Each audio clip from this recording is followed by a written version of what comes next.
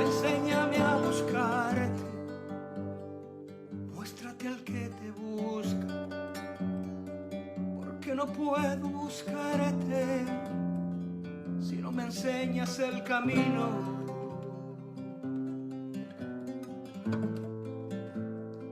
Y no puedo encontrarte, y no puedo encontrarte con todos y todas. si no te La haces alegría de poder presente. estar nuevamente con ustedes Enséñame a y sobre buscarte, todo a partir de un muéstrate al diálogo que te busca, que estamos desarrollando. Ustedes porque no saben que puedo en buscarte realidad si no me estos enseñas el encuentros se camino. basan en una complementación de muchas cosas y muchas, Y no puedo digamos, encontrarte, acercamientos al tema.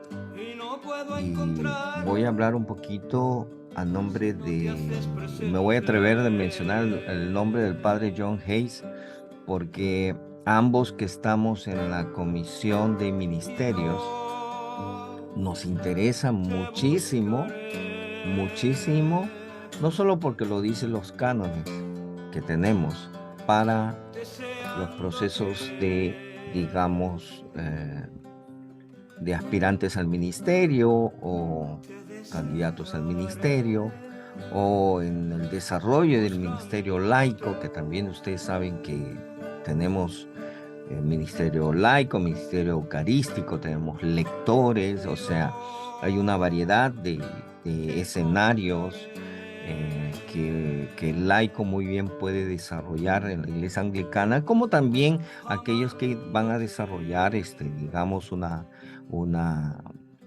un camino hacia lo que nosotros llamamos órdenes sagradas, ¿no?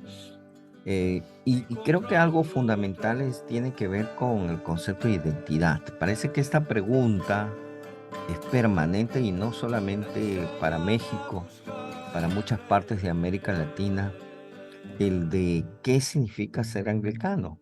Creo que inclusive de otras confesiones o otras hermanas iglesias, inclusive se hacen la misma pregunta, porque para los presbiterianos siempre se van a preguntar qué significa ser presbiteriano. Para los metodistas igual, para los wesleyanos y los de Movimiento Santidad siempre están buscando el tema de la identidad.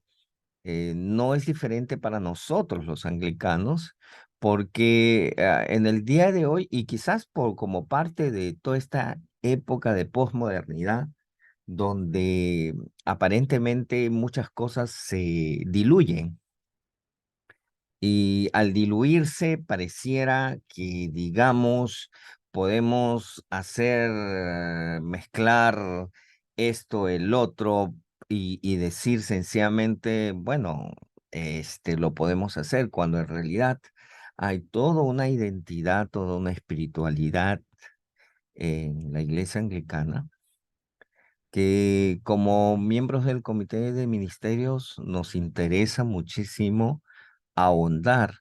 Y si ustedes se van a dar cuenta, los encuentros solamente son pistas de una reflexión. En una hora y media no podemos ahondar algunos temas. Hoy nos toca el tema que tiene que ver con una segunda unidad. Acabamos de terminar la primera, que tiene que ver con espiritualidad anglicana. La segunda tiene que ver con la vida de la iglesia, es decir, a partir de la espiritualidad, ahora cómo eso se concretiza históricamente en la vida de la iglesia a través de sus estructuras, a través de sus experiencias históricas, porque son experiencias históricas. Los artículos de fe muy bien conocidos muchos otros y algunos que no son anglicanos tratan de creer que el anglicanismo se basa en los 39 artículos cuando es parte de nuestra herencia, pero no nos reduce porque tenemos muchas otras experiencias, movimientos que han contribuido a más que el término ampliación, yo diría enriquecimiento de una identidad que se hace historia. La espiritualidad se tiene que hacer historia y hay errores también, hay tentaciones también, pero sobre todo hay el esfuerzo de que esta espiritualidad sea consecuente en el lugar donde vivimos, quienes somos y para lo que podemos ser como parte de, nunca vamos a decir nosotros que somos la iglesia, siempre vamos a decir que somos parte de la iglesia, tanto así que no, en realidad, y siempre lo repito, en relación en cuestiones ecuménicas, interreligiosas, nunca nos denominamos en realidad la iglesia anglicana, sino nos denominamos como la comunión anglicana, como parte de la gran iglesia de nuestro Señor. Pues no agotamos la experiencia de la iglesia, pero nos interesa identidades. Entonces, ha habido una primera unidad. Esta unidad vamos a trabajar los de la Comisión de Ministerio, porque según los cánones nos piden, por lo tanto, un cuestionario. Entonces, un cuestionario que hay que resolver, ¿no?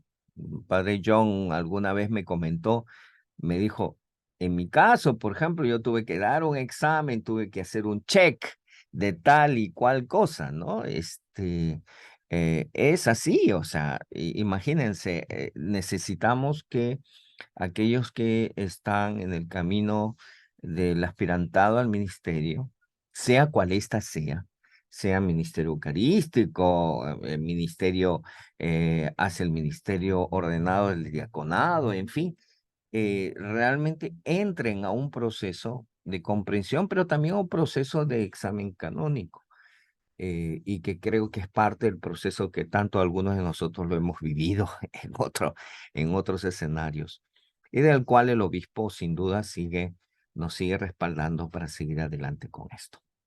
Previa a esta información, sigo invitando que pónganse sus cuestionarios al día, traten de estar al son del pulso. Yo siempre reviso los jueves vía internet o vía el correo los cuestionarios y voy observando algunas cosas que de manera particular y personal estaré mandando un correo a algunos de ustedes haciendo cierta o cual observación.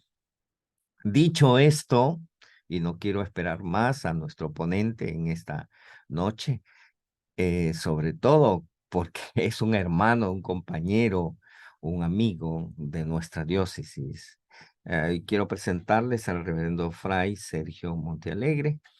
Él es colombiano, costarricense y sacerdote de la diócesis anglicana del sureste de México. Tres banderas, ¿no?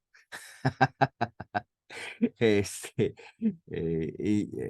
yo me identifico mucho con él porque, por ejemplo, soy peruano, trabajé para El Salvador y ahora estoy con México, entonces yo también tengo mis tres banderas.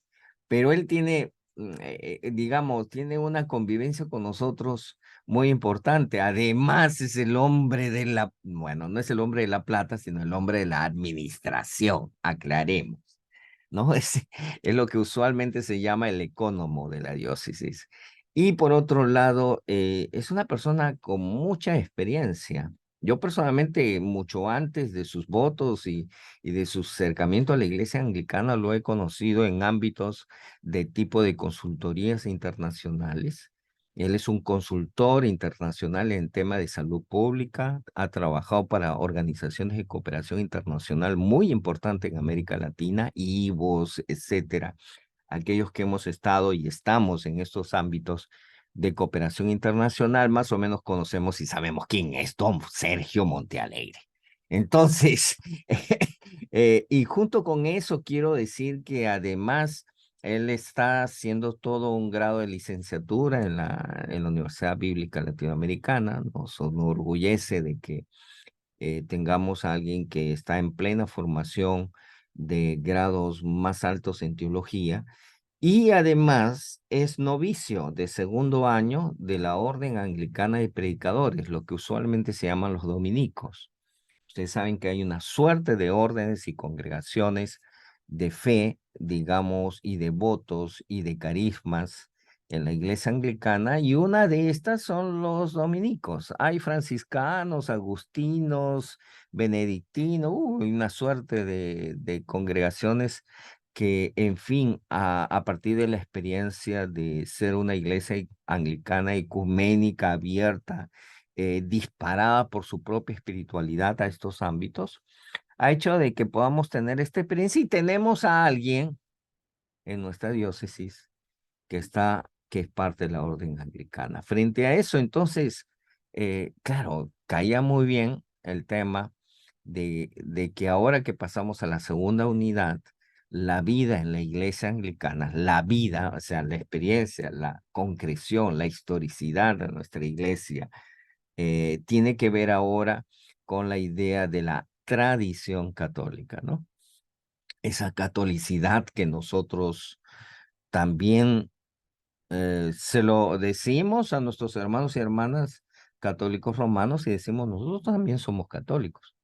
Es que no solamente que somos católicos, tenemos ciertos signos y ciertas experiencias que nos unen a esta tradición católica, y eso también se lo decimos a nuestros hermanos y hermanas del camino protestante, ¿no?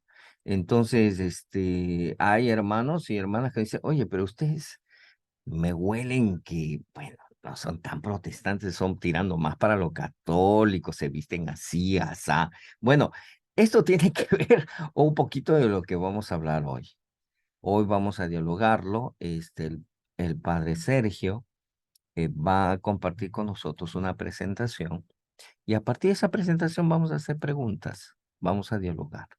Son pistas, digo, sigo diciendo, son pistas, no agota este tema, pero queremos con esto darle la bienvenida a nuestro querido Sergio, que está con nosotros, y pedirle entonces empezar esta noche, sino antes con una palabra de oración. Y en esta ocasión voy a pedir a nuestro querido Alejandro, ¿tú puedes dirigirnos en oración? ¿Te parece? Claro que sí, Padre. Buenas noches a todos. Por favor, Primero, Alejandro. en el nombre del Padre, del Hijo y del Espíritu Santo. Amén. Padre Celestial, te damos gracias por la oportunidad que nos das de reunirnos una vez más en tu nombre.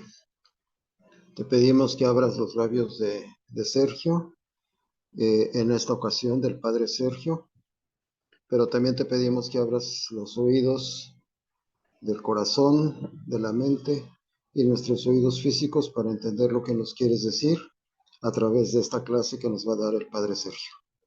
Apresura los pasos de aquellos que todavía no se conectan para que estén conectados a tiempo. Te lo pedimos todo en el nombre de Jesucristo nuestro Señor. Amén. Amén. Amén. Gracias, hermano Alejandro. Y contigo, querido Sergio, empezamos esta noche. Ok, muchas gracias, estimado David.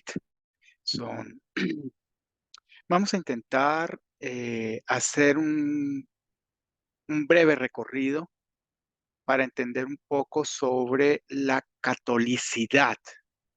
Y tal como lo planteaba el reverendo Limo, estamos entrando ya en la segunda unidad de nuestro librito Ser Anglicano, aprendiendo de nuestra historia, que es la parte uno de este librito. Y arrancamos con la sesión 8, que nos habla de tradición católica. Pero, ¿qué significa esto de ser tradición católica o la catolicidad? Y para poder encontrar algunas pistas en torno a cómo los anglicanos, las anglicanas, seguimos afirmando que somos de tradición católica. Y esto es muy importante más en estos tiempos cuando hemos venido en varias sesiones de la espiritualidad anglicana, y la última clase que estábamos con Fray Luis Coelho nos decía, bueno, nos fundamentamos en Biblia, tradición, razón. ¿Y qué significa entonces todo este proceso para entender el término de catolicidad? Y esto es muy importante porque para la mayoría del cristianismo occidental, como anglicanos, tenemos una relación muy compleja con el término catolicidad o catolicismo y sobre todo esta relación compleja con el catolicismo romano. Y esto dado por lo que significa el término, pero también dado porque cómo entonces la hermana iglesia romana se ha adueñado de un término para sí, atribuyéndose que son la única iglesia verdadera fundada por Cristo y que por tanto es un término exclusivo para ellos, con su sede en Roma. Y entonces desde ahí hay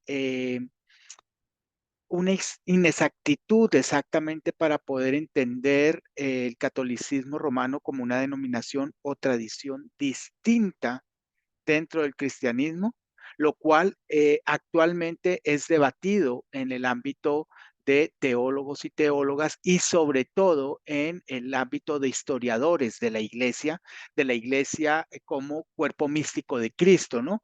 Y entonces desde ahí algunos sostienen que el catolicismo romano fue la única iglesia en Occidente hasta la Reforma Protestante del siglo XVI. Entonces es como interesante ver que realmente se pone el catolicismo romano, o algunos historiadores, el catolicismo romano como tal, hasta la Reforma Protestante del siglo XVI, pero otros argumentan que realmente esta voz de la catolicidad o del catolicismo se perdió en los primeros siglos de la iglesia y no resurgió sino hasta esta reforma, pero otros también hablan que se dio más o menos alrededor del año 1200 con el cisma de Oriente y Occidente, es decir, cuando se da lo que conocemos como lo que es la Iglesia romana y la Iglesia ortodoxa oriental. Entonces, dicho esto, hay que entender de dónde el devenir del término, primero como término, para poder entender entonces esta catolicidad radical y esta catolicidad real, qué significa cada uno de estos elementos. Y planteando entonces el término del latín tardío catholicus, que procede a su vez del griego católicos, que es cata abajo y olos todo, es decir, universal, todo está bajo esta mirada o esta universalidad.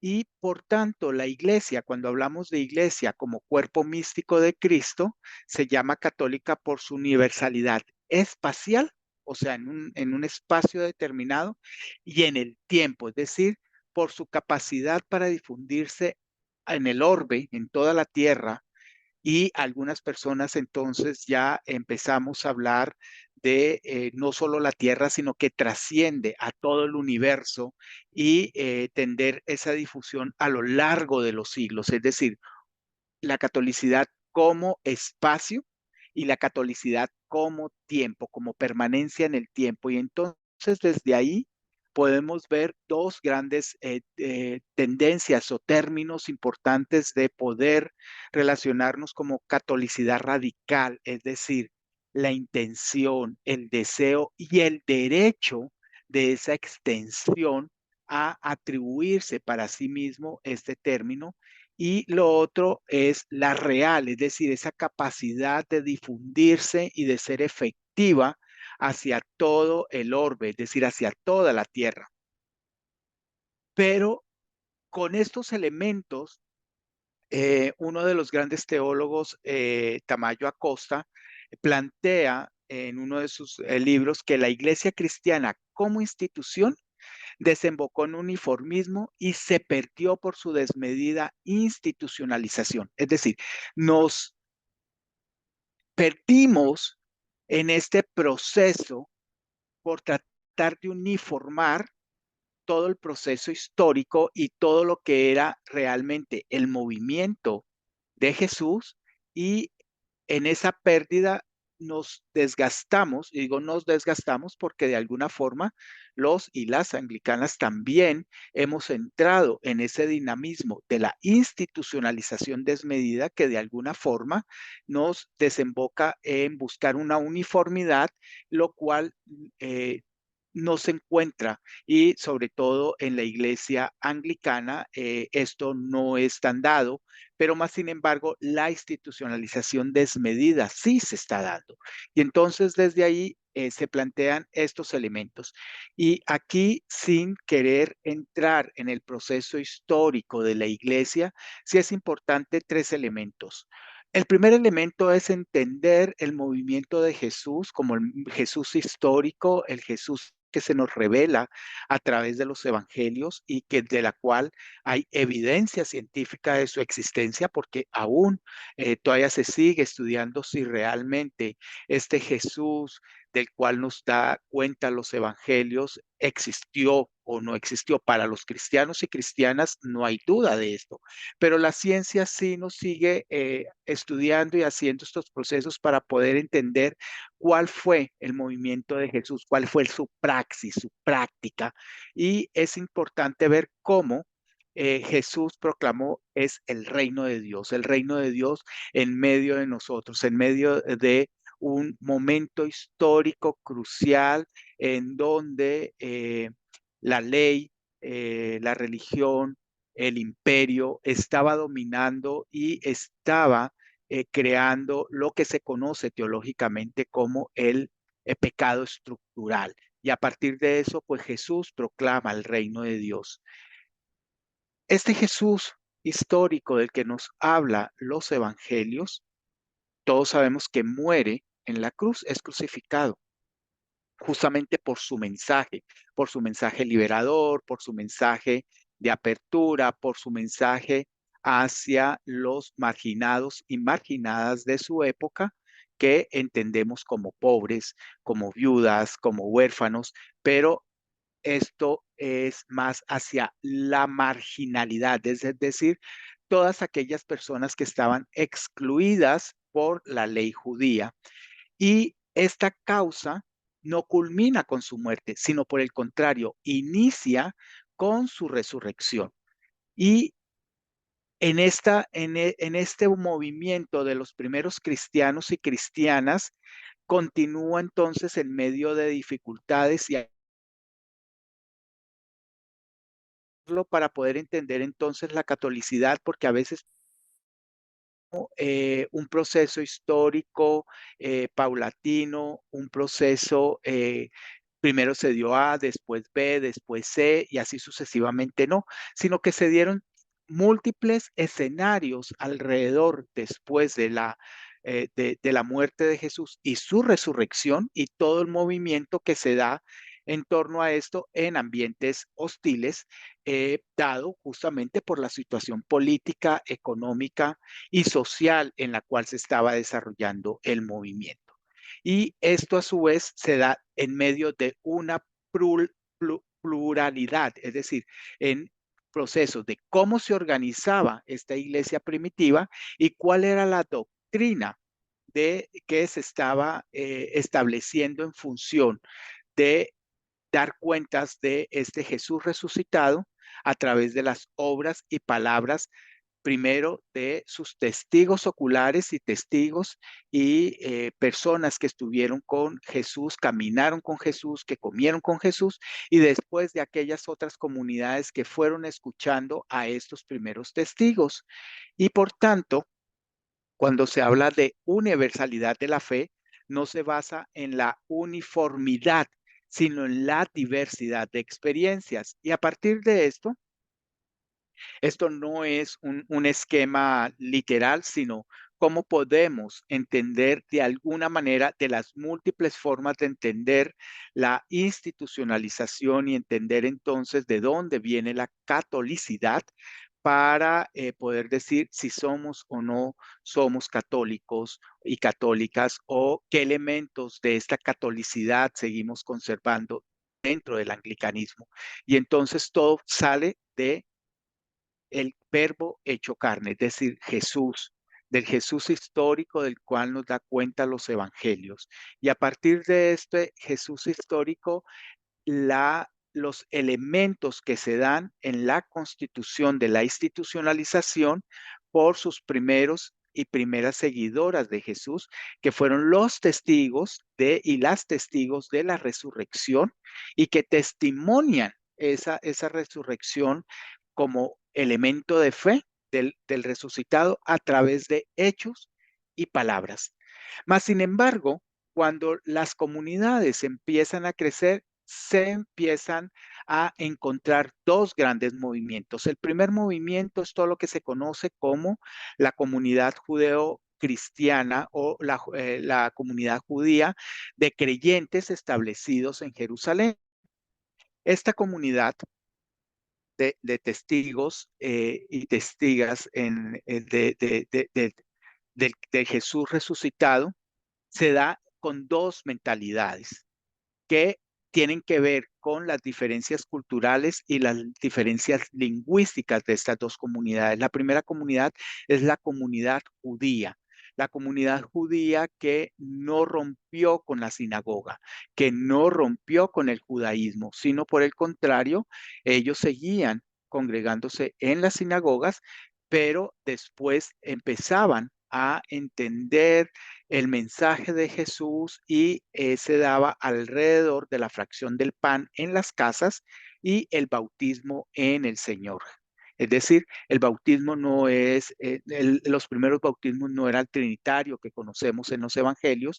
Recordemos que los evangelios, como evangelios, son tardíos, casi el año 50, 70 después del primer siglo, es decir, que son ya recopilaciones de las narraciones de este Jesús histórico que daba cuenta de su resurrección y que los apóstoles o discípulos de Jesús daban cuenta de él y las comunidades se fueron formando.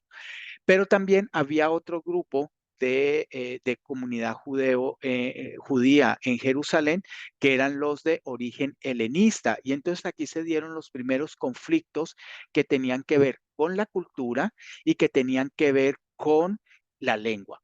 Y bueno, si vamos a Hechos y algunas cartas paulinas, vemos cómo entonces a partir de estos procesos se dan algunos elementos importantes para poder entender estas diferencias y estas contradicciones que se podrían estar dando en el tema de la institucionalización del cristianismo. Y encontramos otra gran vertiente que son las comunidades paulinas. Entendemos que Pablo de Tarso no fue testigo ocular de la vida de Jesús, en su principio fue un perseguidor de la causa de cristianos y bajo una revelación se hace cristiano, pero entonces empiezan las tensiones en el mundo judío y estas comunidades de Pablo para entender un poco el cristianismo. Por un lado, entonces, los testigos oculares de Jesús nos hablaban de la resurrección, nos hablaban de la Pascua, nos hablaban de la cena del Señor, el bautismo del Señor, y Pablo nos empieza a hablar ya entonces no de Jesús, sino del Cristo revelado a través de la resurrección que se da más adelante y que se genera a través de las diferentes formas de organizar las instituciones. Y a partir de eso, entonces, con Pablo encontramos grandes diferencias a diferencia de la comunidad judía. Primero es que las comunidades salen y empiezan a establecerse las comunidades urbanas y también otro gran elemento que es la ruptura con elementos judíos y se da la apertura a los paganos y el principal elemento de confrontación con los judíos es el tema de la circuncisión. Es un tema que genera conflictos y bueno, Hechos nos da cuentas de justamente de la disputa que se da entre Pedro y Pablo alrededor de esto y que lo conocemos como llamamos el Concilio de Jerusalén para poder entender cómo si estos paganos podían o no entrar a hacerse cristianos sin la circuncisión. Pero esto entonces nos da cuentas también de que estas comunidades rompen con la ley judía, pero también rompen también con la congregación en las sinagogas y es donde se empieza a dar ya el término de cristianismo como denominación y algo muy interesante de las comunidades paulinas es el carácter misionero del cristianismo y también la estratificación social. Con todos estos elementos, nuevamente no estoy dando, no quiero decir que estoy siendo exacto en los procesos históricos, sino grandes pinceladas de estos procesos históricos de la institucionalización, podemos entender y entonces poder reflexionar si realmente la catolicidad entendida como se entiende actualmente es o no es desde las primeras comunidades cristianas o en qué momento se dio. Y desde ahí, sin querer pensar que esta gráfica es una gráfica jerárquica o una gráfica que determina exactamente cómo se da el proceso. Esa es una construcción propia a partir de mis propios estudios y lecturas.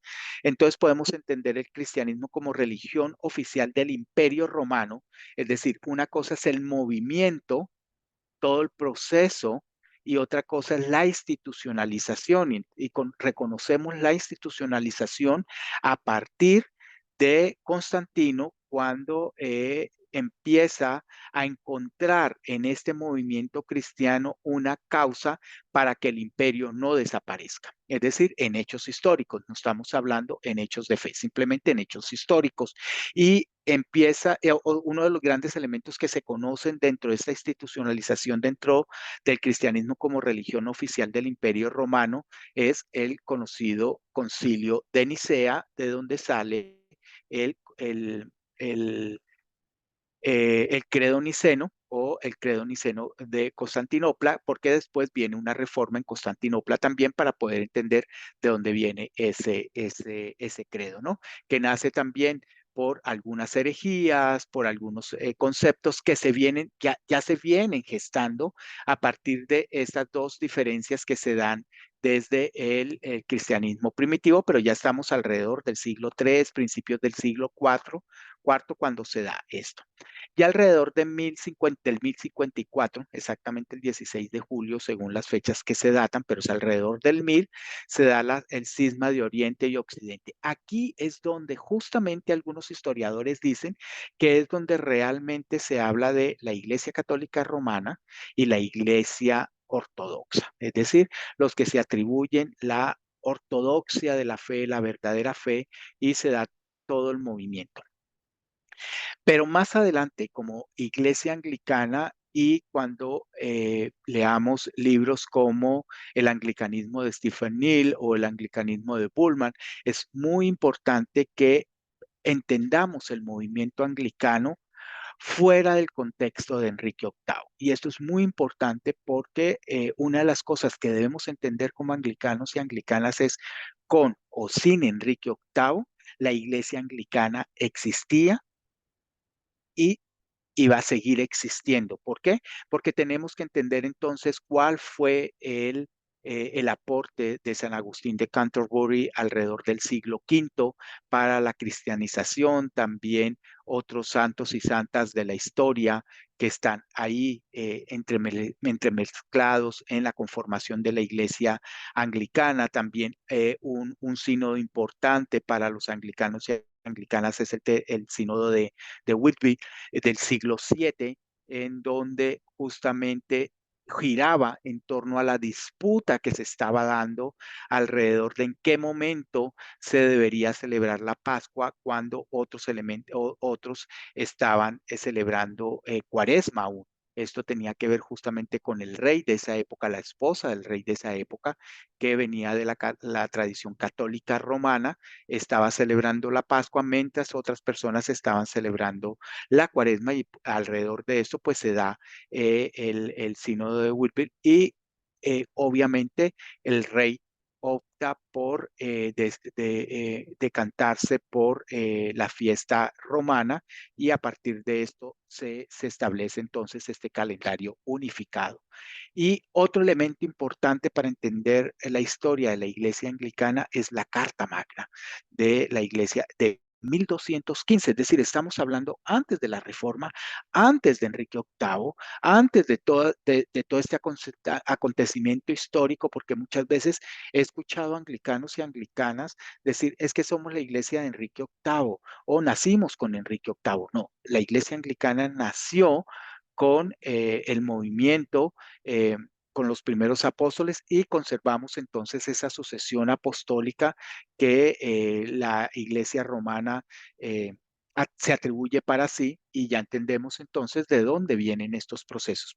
Pero de todos los elementos históricos que podemos encontrar en el movimiento de la Iglesia anglicana, si por lo menos pudiéramos profundizar en estos tres momentos históricos, podríamos entender y podríamos entonces tener una apologética de que la Iglesia anglicana es católica, conserva su catolicidad en términos de universalidad. Y alrededor también del momento de la Carta Magna, en donde da la autonomía. La Carta Magna es importante porque da la autonomía a la Iglesia de Inglaterra, es decir, no está subyugada lo que se conoce como la Iglesia de Inglaterra al papado. Y esto pues viene por movimientos tanto de cleros, viene por movimientos también de algunas personas que estaban alrededor del clero y también algunas personas que estaban alrededor de la corte. Pero esta clase pues no es para profundizar en esto, pero sí es para invitarles a que por lo menos busquemos algunos elementos históricos ahí para poder entender estos elementos de catolicidad. Y alrededor también del 1215, siglo XIII, ya se empiezan a dar los primeras órdenes religiosas importantes que se mantienen y que, aunque nacen en el seno de la Iglesia Católica Romana, se mantienen dentro de la Iglesia Anglicana.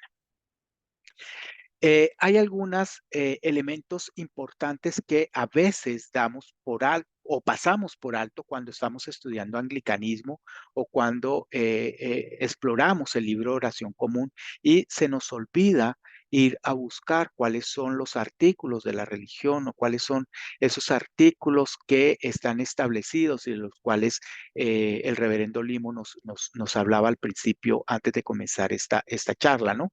Y lo primero es que los primeros 5 artículos de la religión nos establecen o nos conectan con la doctrina antigua de la Iglesia Católica previos al cisma de Occidente-Oriente, es decir, previo al cisma de lo que se conoce como la Iglesia Romana y la Iglesia Ortodoxa.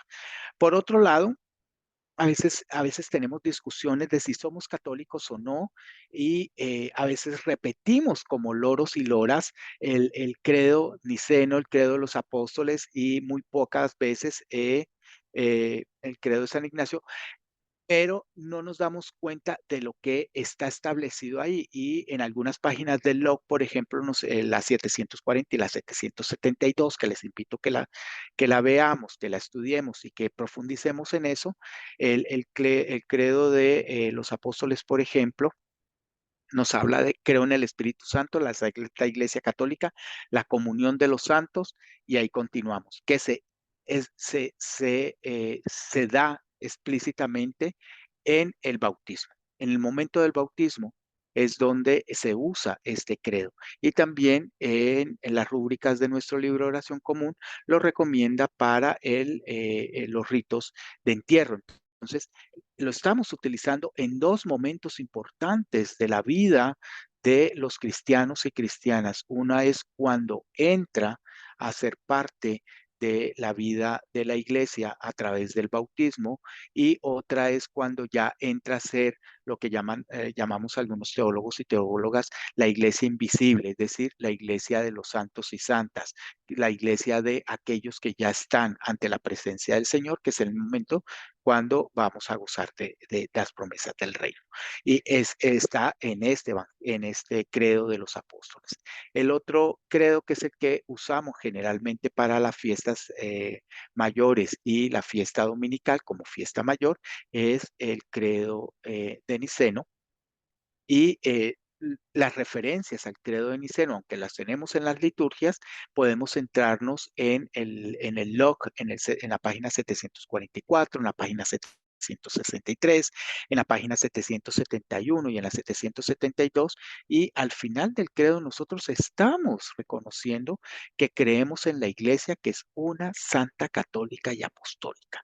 Entonces, nuevamente, repetimos estos elementos, pero los olvidamos, o en las discusiones que tenemos se nos olvida cómo defender nuestra catolicidad dentro del anglicanismo.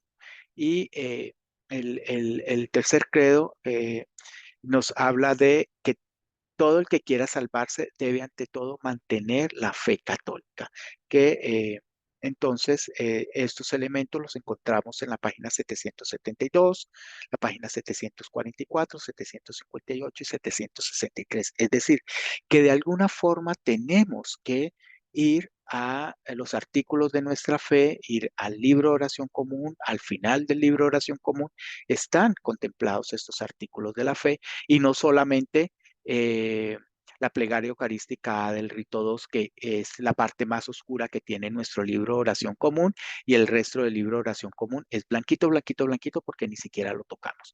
Y esto es importante entonces, que dentro del libro de oración común tiene todos estos elementos para poder defender nuestras raíces católicas, o nuestra catolicidad dentro del anglicanismo. Otro elemento importante dentro de la catolicidad, dentro del anglicanismo, es que conservamos el antiguo orden ministerial. Ese antiguo orden ministerial que está dado en el triple orden de el diaconado, el presbiterado y el episcopado, que para el caso de los anglicanos se da tanto en hombres como en mujeres, que dicho sea de paso, estamos en el año de la preparación de la celebración de los 50 años de las primeras mujeres ordenadas al presbiterado, en lo que se conoce como Philadelphia 11, y que culminará en julio del próximo año, cuando se celebran los 50 años de las mujeres ordenadas en Filadelfia. Lo otro que conservamos dentro de la catolicidad, o como católicos, es el término de el año litúrgico. ¿Cuándo comienza el año litúrgico y cuándo cierra el año litúrgico? El año litúrgico comienza el primer domingo de Adviento y termina el último domingo del tiempo ordinario con la fiesta de Cristo Rey. Y es interesante porque la fiesta de Cristo Rey es una fiesta, no es antigua, es una fiesta realmente moderna en términos de la cantidad de años que se viene celebrando. Y es decir, vemos cómo celebramos el mismo tiempo litúrgico, desde año litúrgico, que empieza el domingo de Adviento, el primer domingo de Adviento, y termina en el último domingo del tiempo ordinario, o fiesta de Cristo Rey, con los ciclos A, B y C. En estos momentos estamos en el ciclo A, es decir, el primer domingo de Adviento, que comienza en diciembre. Este año nos cae en diciembre, se hizo el cuarto domingo antes de la Navidad. Comenzaríamos con el ciclo B. Lo otro es perdón, aquí son el calendario litúrgico y las fiestas litúrgicas. La segunda flecha es cómo dentro de nuestro calendario litúrgico tenemos fiestas litúrgicas comunes que conservamos hasta la Reforma, y estas fiestas son comunes con nuestra hermana Iglesia Católica Romana, y también comunes algunas con la hermana Iglesia Católica Ortodoxa. También otro de los grandes elementos que conservamos son los elementos, los ornamentos litúrgicos y los colores litúrgicos, que están bien establecidos de acuerdo a el tiempo litúrgico en el que estamos, que se comparten y los tenemos claramente identificados, aunque para nosotros algunos colores ya no se están usando. Tenemos los mismos colores litúrgicos bases, que es el blanco, el verde, el morado y el rojo. Por ejemplo, en algunas tradiciones anglicanas se usa el azul para el tiempo de Adviento, pero los más comunes son blanco, verde, rojo y morado. Ok, y ahora sí, no sé si ya se me está acabando el tiempo. Voy a entrar un poquito en esto que me pidió el reverendo Limo, que es que entendamos un poco entonces, ya con todo este proceso histórico, para enfocarnos un poco en el tema de las órdenes religiosas. Y la comunión anglicana, si entramos a los documentos de la comunión anglicana reconoce cuatro grandes grupos de órdenes religiosas. Primero, las comunidades célibes reconocidas con votos. Hay una serie de comunidades que viven al estilo de las primeras comunidades y las primeras comunidades que nacieron dentro de la iglesia romana. La iglesia anglicana o la comunión anglicana también las tiene y reconoce estas órdenes dentro de las comunidades célibes reconocidas con votos. También hay algunos religiosos célibes dispersos, es decir, no viven en comunidad, viven dispersos, pero se mantienen célibes bajo su voto de celibato.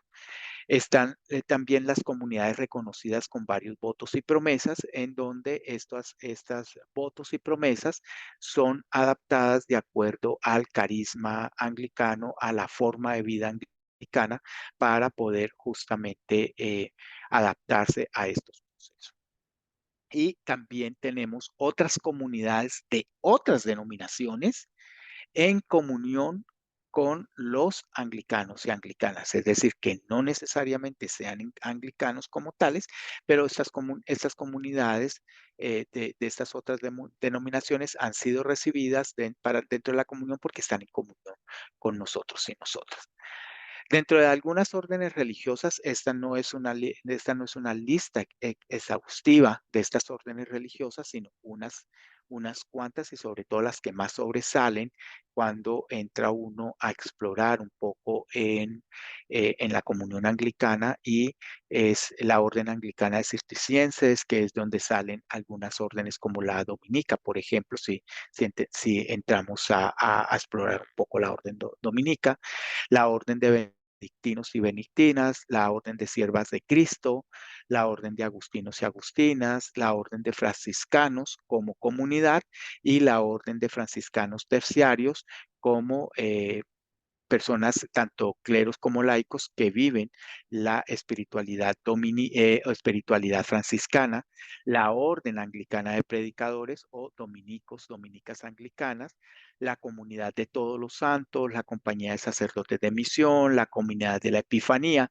Es decir, hay una serie de comunidades que pareciera ser que muchos anglicanos y anglicanas creemos que son exclusivas de nuestra hermana Iglesia Católica Romana, pero que no es cierto, sino que están presentes dentro de la Iglesia anglicana o dentro de la comunión anglicana. Uno de ellos es la orden de predicadores, y la orden de predicadores tiene una gran importancia dentro del anglicanismo por el tema de que los dominicos, y cuando entraron a Inglaterra, llegaron directamente a Oxford, se asentaron en Oxford, y se conoce también con todos los movimientos que se dan porque justamente el carisma de anglicanos y anglicanas tiene que ver con la predicación y el estudio.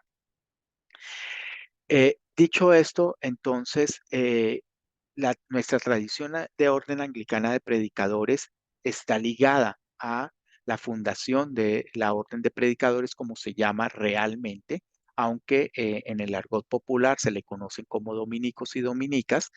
Realmente es la orden de predicadores, que fue fundado por Santo Domingo de Guzmán alrededor del siglo XIII, que justamente se da en un momento histórico de la iglesia en donde la herejía cátara estaba de boga, sobre todo en Francia, dado que la iglesia romana había abandonado justamente el tema de la evangelización, la catequesis hacia las comunidades, y entonces los cátaros empezaron a generar otra cristología en donde nos ponían el bien y el mal. Nos hablaban de dos dioses, el dios del bien y el dios del mal, en donde el dios del mal es el dios material, y por tanto Jesús no podría ser humano, sino que asumió apariencia humana.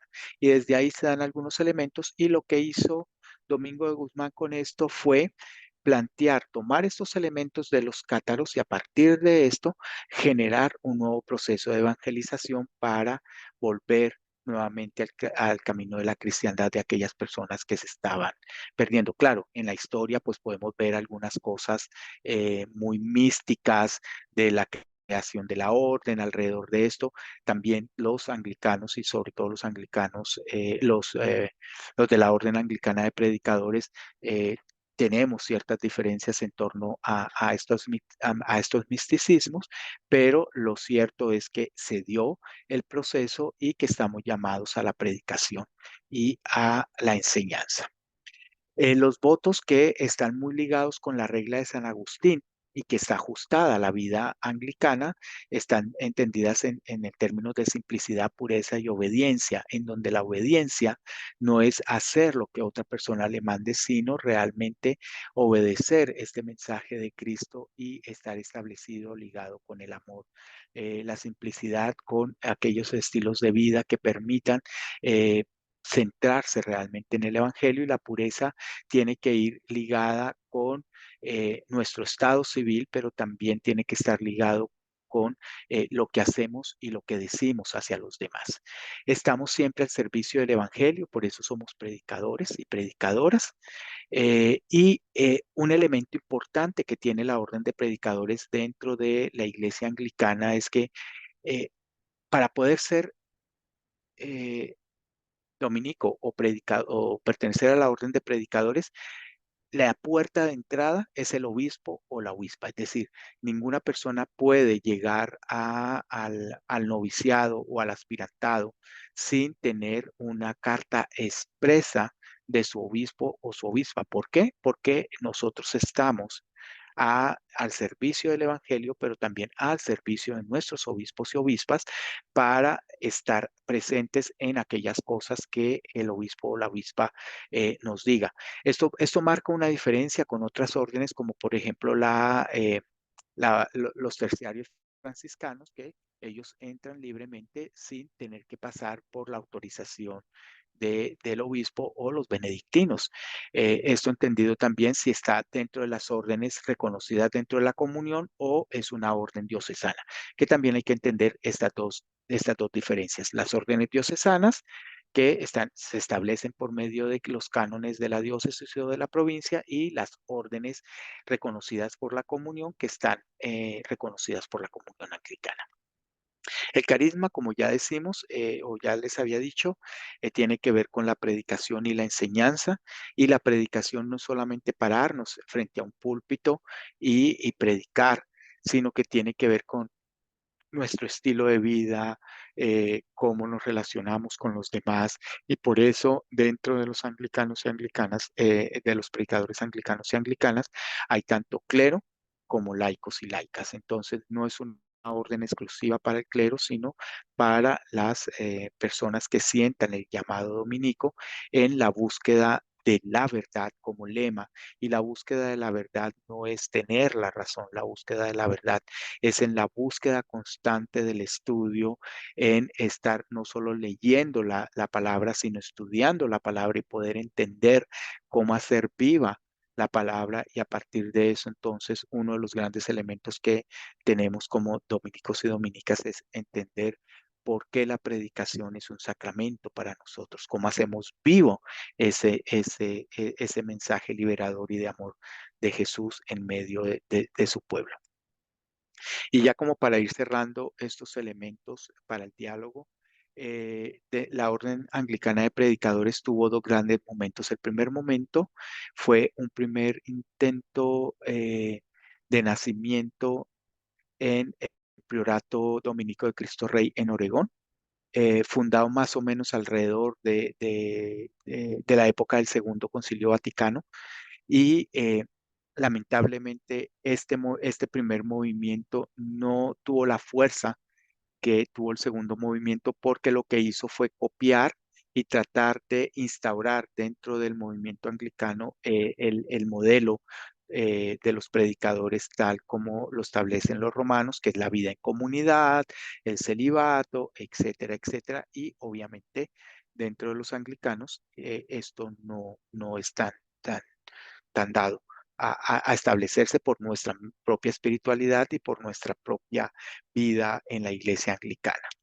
Después, dentro de la comunión, el padre Jeffrey McCain, alrededor de la década de los 90, con el obispo Michael Ronald Michael, que era un obispo sufragáneo de Long Island, comenzaron estos pasos a establecer la comunidad anglicana de dominicos con la misma regla de San Agustín, modificada a la vida anglicana, con los mismos pilares del movimiento de Francisco de Guzmán.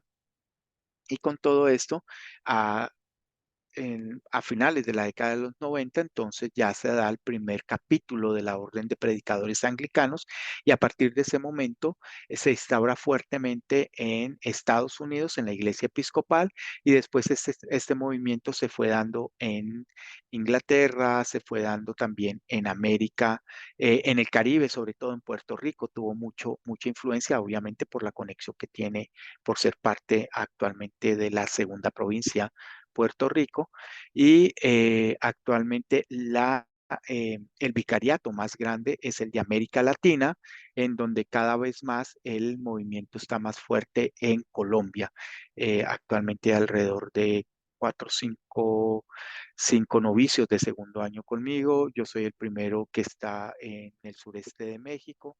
En Puerto Rico es muy grande.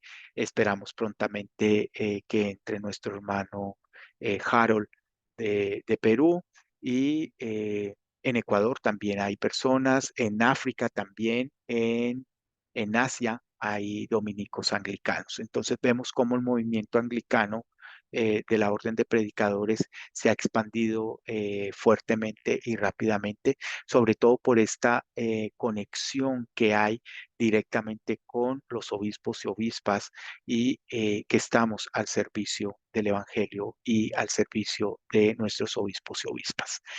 Creo que con esto, y quiero terminar con un pensamiento de la Confesión de Westminster de 1647, que nos habla sobre el testimonio de la iglesia, y el testimonio de la iglesia puede conmovernos e inducirnos a una alta y reverente estima de la Sagrada Escritura y la celestialidad del asunto, la eficacia de la doctrina, la majestad del estilo, el consentimiento de todas las partes, el alcance de todo, que es dar toda la gloria a Dios, el pleno descubrimiento que hace del único camino de salvación del hombre, del ser humano, las muchas otras excelencias incomparables y toda su perfección.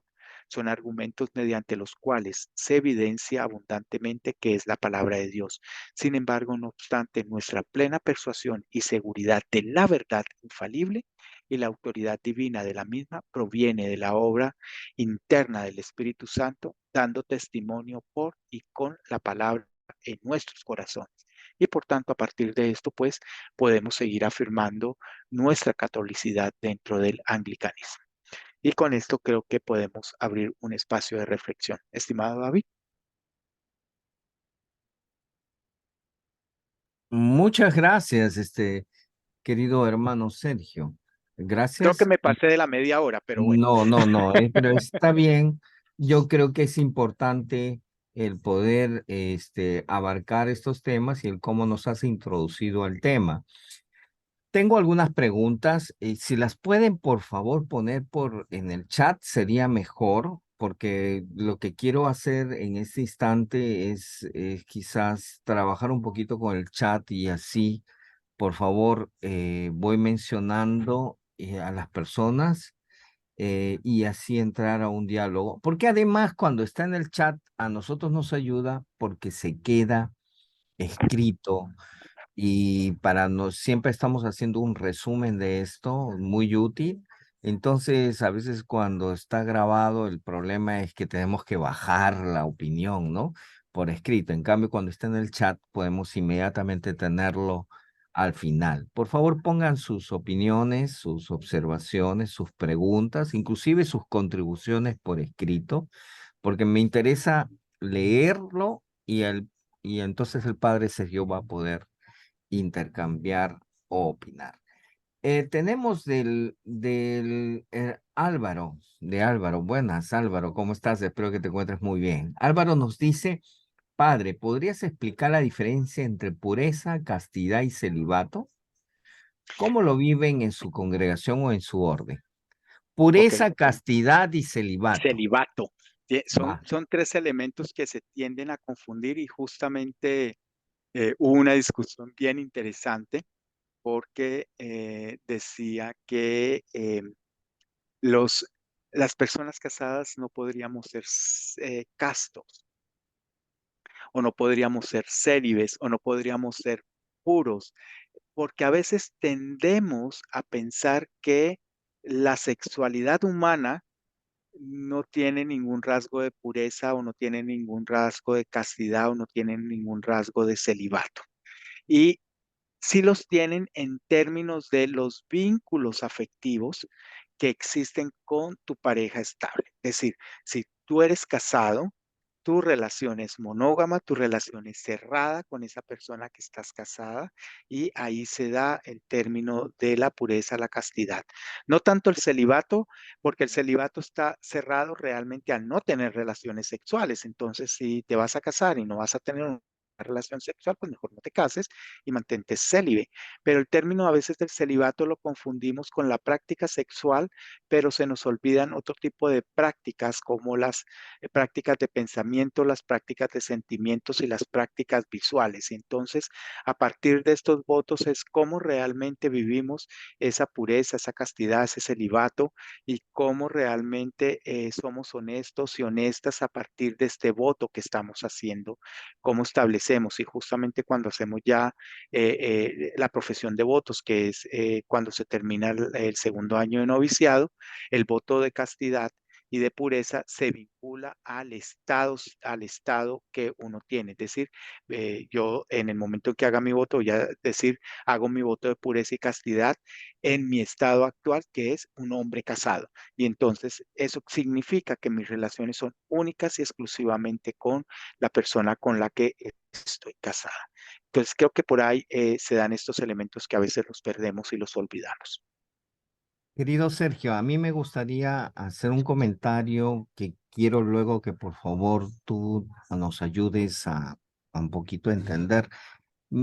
Usualmente se habla muchísimo, lo encuentro yo con las comunidades ya autodenominadas católicas que son iglesias continuantes, que existe un afán, una cosa así, soy católico porque tengo el linaje, viene de Malta, viene de aquí, viene de acá. Entonces hablan mucho de la sucesión apostólica. Ojo que si uno ha hecho ya una interpretación de alta crítica al Antiguo y el Nuevo Testamento, que digamos así, que son las Sagradas Escrituras, pues la sucesión apostólica, si nosotros a la Sagrada Escritura le hacemos una alta crítica, pero a la sucesión apostólica, pues imagínense en qué lugar estará. Sin embargo, la afirmación anglicana no es tanto la sucesión apostólica, sino el episcopado histórico, que es Mm. una afirmación mucho más coherente y racional, ¿no? Nosotros no estamos por ahí buscando, no, yo soy el reverendo David Limo y soy católico porque a mí el obispo lo confirmó el tal de Malta, que era directo del primo de Juan el Bautista y no sé qué. Y yo me he encontrado con gente que explica su catolicidad en función a una especie de linaje. Este, ¿Cuál es la diferencia entonces? Sucesión apostólica, episcopado histórico. ¿Cómo tú nos adentras a este tema de la catolicidad? Es un tema álgido de discutir y de orientar en términos de qué es lo que estamos entendiendo por sucesión apostólica y por episcopado histórico, porque los historiadores han planteado justamente esta sucesión apostólica como Pedro, tú eres piedra y sobre esta piedra edificaré mi iglesia y que después vino el siguiente y el siguiente y el siguiente y el siguiente y siguiente y solamente se va hacia la rama del Papa para establecer que es el sucesor de Pedro y el principio histórico. Pero cuando vemos la historia como historia, nos damos cuenta que este movimiento no nace con estas sucesiones como tal y vemos algunos elementos importantes. Entra Pablo y ahí Pablo entonces ¿dónde tiene la sucesión apostólica? O sea, ni siquiera fue testigo ocular de los hechos de la vida de Jesús, del Jesús histórico. Entonces, a partir de esos elementos entra otros elementos como el episcopado. ¿En qué momento nace el episcopado dentro de la iglesia antigua? Y a partir de ese episcopado, ¿cómo se dan esos elementos del episcopo o del ente administrativo en función de poderse centrar a llevar el evangelio y dejar los otros elementos centrados en la institucionalización, en elementos, por ejemplo, de la administración hacia los diáconos o diáconas, que se daban justamente en función de la repartición de bienes hacia las viudas y los huérfanos, todos esos bienes que se estaban recogiendo y que los apóstoles pues no podían perder estos procesos. Pero también dentro de nuestros elementos históricos podemos entender cómo justamente cuando se da el tema de conquista y colonización de Estados Unidos, por ejemplo, el episcopado histórico viene de la iglesia sueca, si no estoy mal, de los obispos que están presentes, pero también de obispos que estuvieron en algunos concilios antes de dado los movimientos de la Reforma.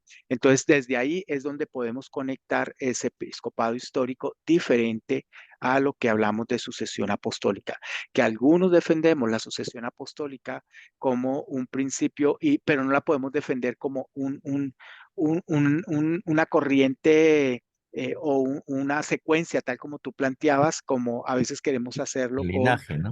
nuestro ADN, que a veces que se está poniendo tanto de moda, que hasta pagamos miles de dólares para ver cuánto tenemos de ADN europeos, cuánto de no sé qué y cuánto de sí sé cuándo.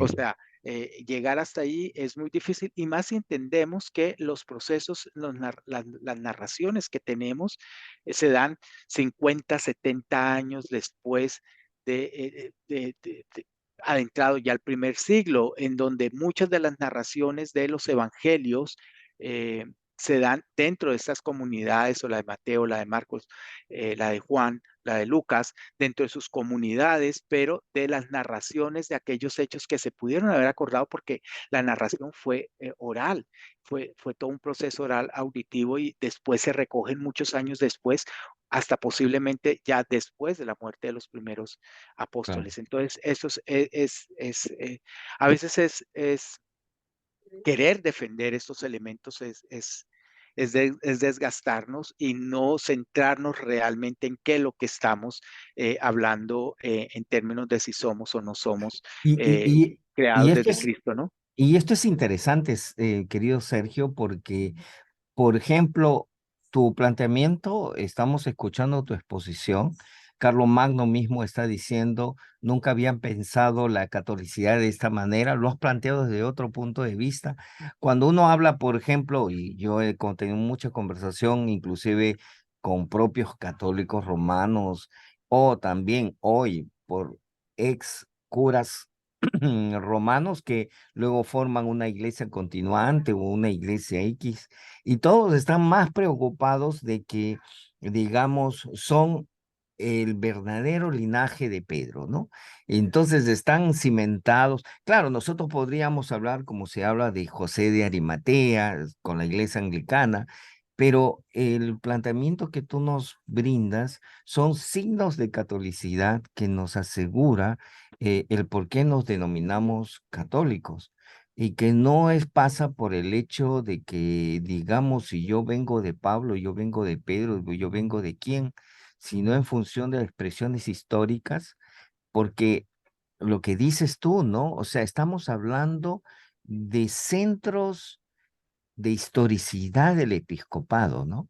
Y en la iglesia anglicana existió mucho antes del tiempo de la Reforma. O sea, no es Enrique VIII, es que era una iglesia que tenía un centro histórico del apostolado, entonces, y del episcopado, que tiene que a diferencia de las iglesias que se inventan, porque ahora se inventan iglesias de la noche a la mañana y dicen aquí y hacen un registro legal, etcétera, y tienen nombres circundantes de 20 nombres y dicen somos católicos sencillamente por el hecho. En cambio, en la iglesia anglicana nuestra catolicidad está en función a un acto histórico de un puesto que es de siglos, que tiene una herencia y tiene una tradición. Ah, Así es. aquí yo Hay una tengo, pregunta, hay un comentario interesante sí, de Alejandro Montes que creo dale, que es importante enfocarnos en dale, temas dale. de lo que él plantea, que es cierto, en términos del calendario litúrgico de la Iglesia Ortodoxa, que no va a la par con la iglesia romana ni con la iglesia anglicana, eso es cierto, pero eso se debe también al propio movimiento de la iglesia ortodoxa. O sea, cuando hablamos de la iglesia ortodoxa, no podemos hablar de la iglesia ortodoxa como, como una iglesia, sino como las iglesias de tradición ortodoxa, que son varias iglesias de tradición ortodoxa, y a lo mismo que nos pasa con los anglicanos y que le pasa con los romanos, existen multiplicidad de iglesias ortodoxas continuantes y también se dio un movimiento al interior de ellos después del año 1000, cuando se da el cisma de Oriente a Occidente y se da estos elementos. Cuando yo planteé lo del año, la unificación del año litúrgico, lo planteo en función del Concilio de Wellville alrededor del siglo VII por la diferenciación que se estaba dando en qué momento se estaba celebrando la Pascua y la Cuaresma. Y desde ahí es que nosotros tenemos estos elementos del año litúrgico. Ahora, el segundo elemento que plantea Alejandro es en el uso del color y dice los anglicanos usamos el color azul en Adviento. Eso es verdad, pero no es cierto. Es verdad en función para la Iglesia Anglicana de México, pero no es cierto en función de la comunión anglicana, porque no todas las iglesias que conforman la comunión anglicana utilizan el azul en Adviento, utilizan el morado en Adviento, al igual que la Iglesia Católica Romana. Por ejemplo, yo lo viví cuando entré a ser parte, canónicamente hablando, del sureste de México y encontrarme con el azul en el Adviento, cuando realmente, eh, por ejemplo, en Yarca, que es la iglesia anglicana de la región central de América, no se usa el azul, se usa el morado. Algunos sacerdotes y algunas sacerdotes usan el azul, muy pocos, pero a veces son llamados a cuentas por sus obispos a que usen el morado porque el azul no es de la tradición para Yarca, por ejemplo. Pero también tenemos otras visiones de algunos otros obispos eh, u obispas que no se centran tanto en el color, sino en realmente el significado y qué es lo que quieren hacer. Entonces, o también si nos quedamos, por ejemplo, con eh, ay, se me fue el término, las estolas, eh, ay, eh, que las usa mucho el Casutas, obispo. No, no, no, las estolas del movimiento que tienen que ver con el movimiento de Oxford y todo, que las usa mucho el obispo, nuestro obispo Julio, que son las estolas de flores con ornamentos que no responden a un color específico, sino que responden justamente a un movimiento eh, se me fue. De pronto antes de que termine me voy a acordar del término. No sé si el padre John Hay se acuerda cómo es que se llama exactamente todo este movimiento. A nuestro obispo le encanta y él prefiere esa estola antes de usar una estola roja, una estola verde, una estola azul, qué sé yo, aunque las tiene, él prefiere usar y si se dan cuenta en todas las fotos de nuestro obispo tiene ese tipo de estolas. Entonces, no, que no encajan con un color específico porque justamente permite utilizarlo en cualquiera de los tiempos de los colores litúrgicos. Ah, hay un comentario que hace Guillermo y yo creo que va por la idea de enfatizar, dice, un grave error histórico es considerar que Jesús fundó una iglesia, ¿no? Una iglesia. Eso es interesante. ¿Por qué? Porque Jesús, y yo lo planteé al principio en una de mis láminas, Jesús vino a hablarnos del reino de Dios. Y sus seguidores fueron los que nos hablaron de la salvación y de la institucionalización de ese reino de Dios y se da a la iglesia. Claro, en los evangelios encontramos tú eres Pedro y eres un Pedro que significa piedra y sobre esa piedra edificaré mi iglesia. Entonces ya dijeron, Jesús fundó la iglesia. Jesús nunca dejó de ser judío. Jesús nació y murió siendo judío. Jesús nunca fue sacerdote. Jesús nunca fue maestro de la ley, entendido como maestro de la ley, lo que significaba ser maestro de la ley de aquella época. Es decir, para llegar a ser maestro de la ley, tendría que llegar más o menos a los 40, 45 años de edad, de haber llegado a estudiar muchos años. Jesús, la tradición nos dice que murió alrededor del año, tenía 33 años. Entonces, ni siquiera por ahí nos calza esos elementos. Entonces, lo que Jesús nos vino a hablar fue del reino, del amor de Dios y del reino que se hace presente y que se inicia con él. Los seguidores de Jesús son los que empiezan a hablar de la iglesia como iglesia, y entendemos también que Pablo, que no queda muy claro de cuál Pablo están hablando, si del primero, segundo y tercer Pablo, es donde se empiezan en las comunidades paulinas. Por eso es importante hablar de las comunidades paulinas en plural, que es donde empieza a crear estas pequeñas comunidades y escribe las cartas a las comunidades, ya sea Pablo 1, Pablo 2 o Pablo 3. Ya empezamos a ver estos elementos de organización, y por eso a mí me encanta un término que usa el reverendo Limo de: a veces nos enfrascamos muchos en ser paulinos y ser poco jesucianos, o algo así, dice Limo, y creo que es importante es volver justamente al movimiento de Jesús, y ese movimiento de Jesús tiene que ver con el mensaje de amor, con el mensaje de liberación, con el mensaje de perdón, con el mensaje de inclusión hacia aquellos marginados. Y cuando hablamos de marginados, son todas aquellas personas que viven fuera del centro de poder. Y el centro de poder no es geográfico, el centro de poder también es histórico, el centro de poder también es social. Entonces, quienes viven fuera de ese centro de poder, quienes viven en las márgenes, en las marginalidades, y a quienes tenemos que llevar ese mensaje de liberación y de amor de Dios, para que entonces podamos hablar de eliminar ese pecado estructural, ese pecado que hace que las personas vivan cada vez más en pobreza, porque no hay pobres, hay personas empobrecidas. Pero ¿quiénes son los empobrecidos y empobrecidas de hoy? No los empobrecidos y empobrecidas de la época de Jesús, sino los de hoy. ¿Qué movimientos se dan? Entonces, es a partir de estos elementos que tenemos que empezar a tener estos elementos de discusión teológicos. Mira, me gusta que, sabes que Sergio, y este es algo que todos ustedes deben entender, en realidad en un diálogo entre anglicanos surge siempre este supuesto, la tensión entre la tradición, la razón y las escrituras, y ustedes van a darse cuenta que tenemos y manejamos una alta crítica a todos los procesos, a veces dogmáticos que se vienen y se dicen, ¿no? Y uno dirá, bueno, es que están cuestionando mucho a Jesús. Jesús no creó una iglesia. No, no, perdón. Es un asunto ahora de la epistemología bíblica sobre el tema. Es casi, es un hecho teológico concreto. Quizás hace 50 años esto sería todo una cuestión todavía por dialogar, pero esto ya es un hecho histórico. Jesús no formó una iglesia. Jesús era parte de todo un movimiento.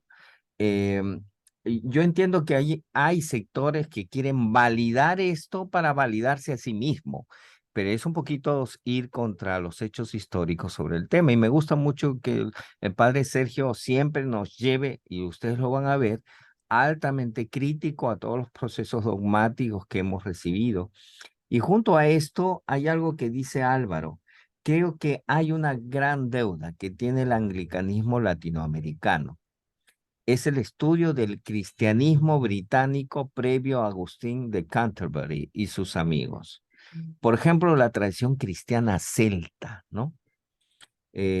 Su maravillosa espiritualidad, la influencia católica romana, y a veces es un pleito inconsciente de que muchas veces con la Iglesia de Roma no nos permite profundizarnos en nuestra propia herencia, ¿no?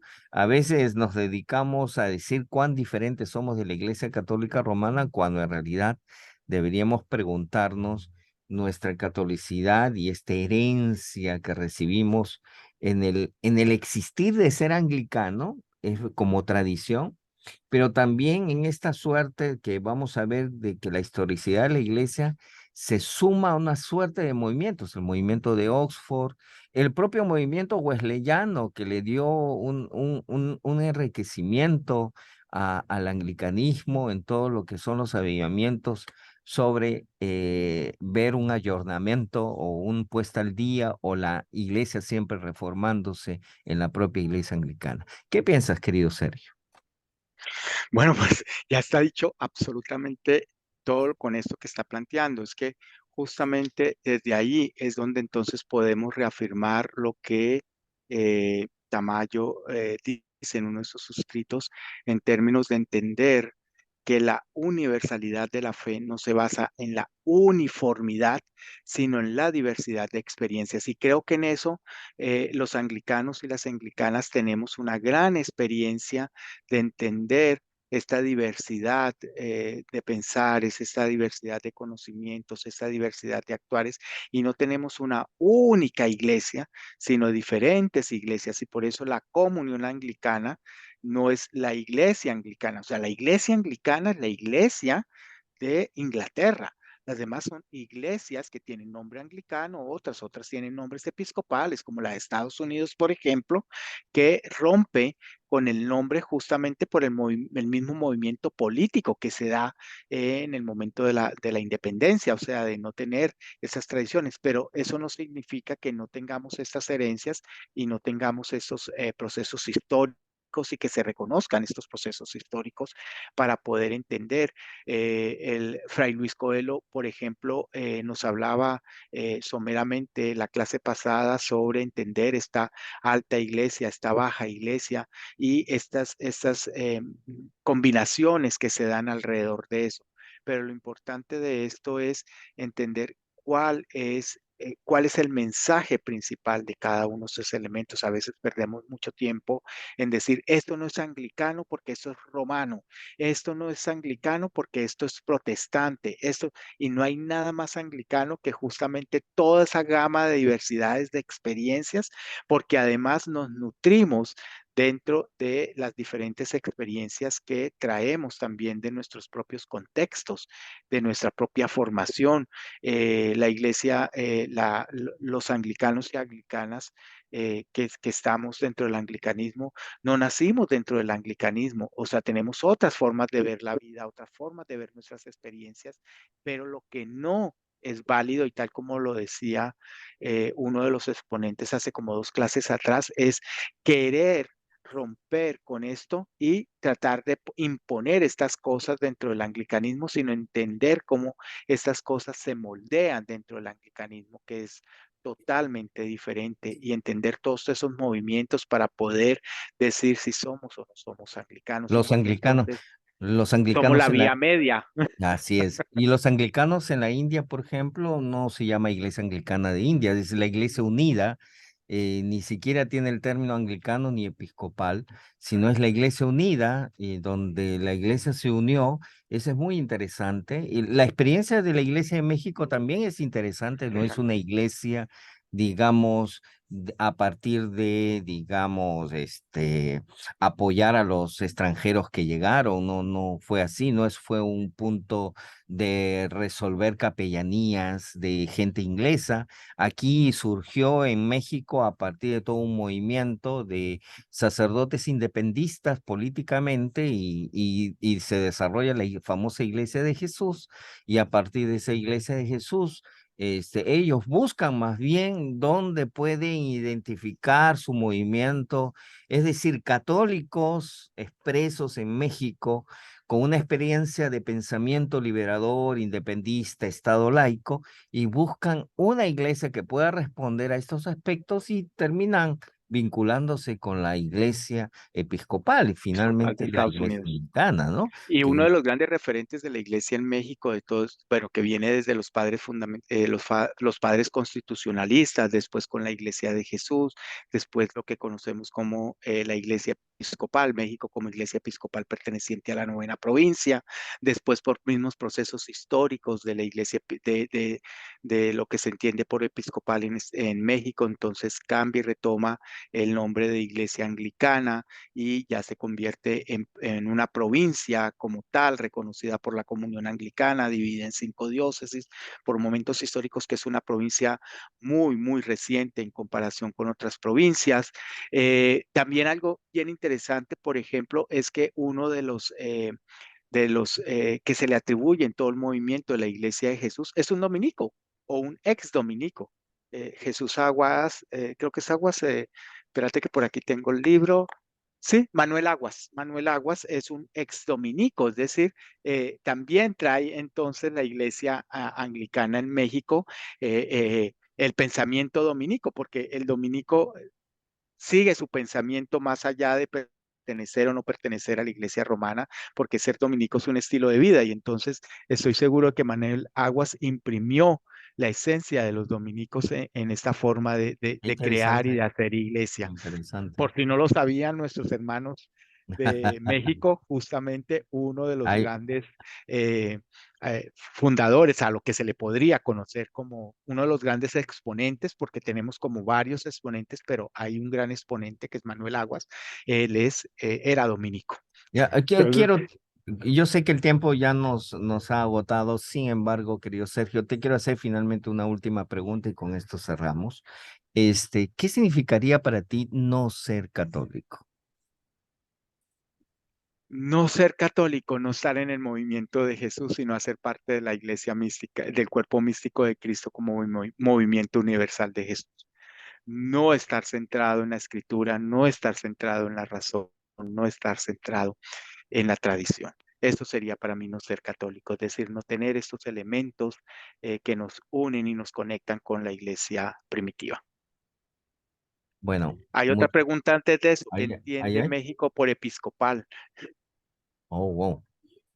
Con Es esto bien quizás interesante, cerramos. fue todo un proceso. Creo que de pronto John Hayes o nuestros hermanos de México lo tienen más claro, pero es que el término episcopal, que es un término que se confunde mucho con la conferencia episcopal, que se le atribuye solo y exclusivamente a la Iglesia romana, entonces por eso fue que cambió nuevamente el nombre a Iglesia Anglicana, pero fue más por temas de legislación mexicana, tengo entendido, pero es por eso, porque episcopal se entiende como la conferencia episcopal y que se le atribuye exclusivamente a la iglesia romana, pero si vamos a Colombia, por ejemplo, también existe, pero obviamente la ley no le prohíbe usar el término episcopal.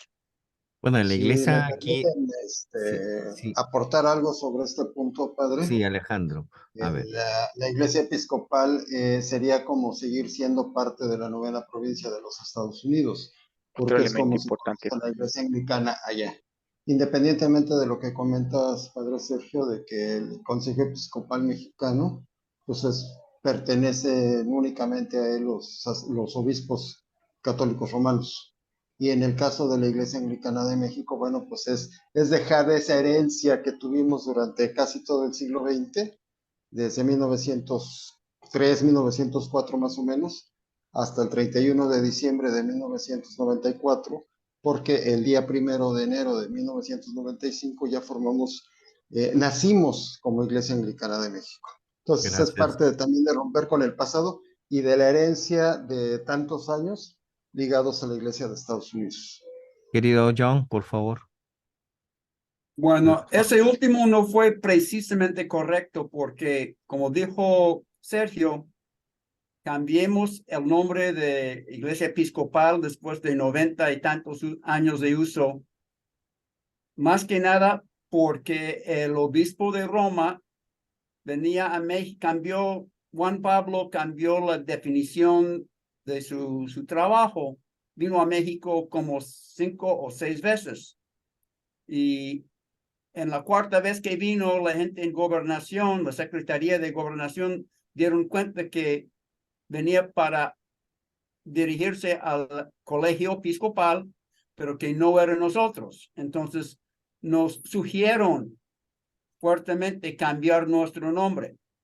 El día 1 de enero del 95 es cuando empezó nuestra historia como provincia autónoma, pero habíamos ya cambiado el nombre ante gobernación. Ya fuimos la Iglesia Anglicana de México del Interesante. 93 en adelante.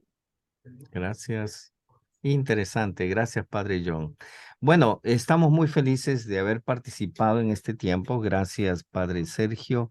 A todos ustedes por haber participado. Recuerden, esto está siendo grabado y está subiéndose al canal del instituto. Nuevamente, muchas bendiciones y vamos a culminar con una palabra de bendición. Voy a pedir al Padre John, que es el presidente de la Comisión de Ministerios, que nos culmine con una palabra de oración. Padre John, por favor. Oremos. Señor, en estos momentos cuando estamos terminando esta plática, te damos gracias por la presencia de todos los participantes. Especialmente te damos gracias por la participación súper especial del Fray Sergio. Pedimos que nos alumbres, que nos ayudes a entender quiénes somos y por qué tenemos las doctrinas e ideas que tenemos, porque la Iglesia Anglicana sí ocupa un espacio de vía media por gracia tuya, porque tú nos iluminas y nos ayudas en entender lo que es importante para nuestras doctrinas. Te damos gracias que nos iluminas y pedimos que todos tengan un descanso bueno esta noche para que sigan listos para trabajar para ti y tu ministerio el día de mañana. En tu santo nombre lo pedimos. Amén. Amén. Y muchas Amén. gracias por esta noche. Gracias, Padre Sergio. Gracias a todos ustedes y muchas bendiciones. Gracias. Nos vemos el próximo viernes. Bendiciones. Buenas Bye, bye. noches a todos. Gracias. Próximo Gracias, viernes. Padre Sergio, por la plática. Con Chao. gusto. Bye, bye.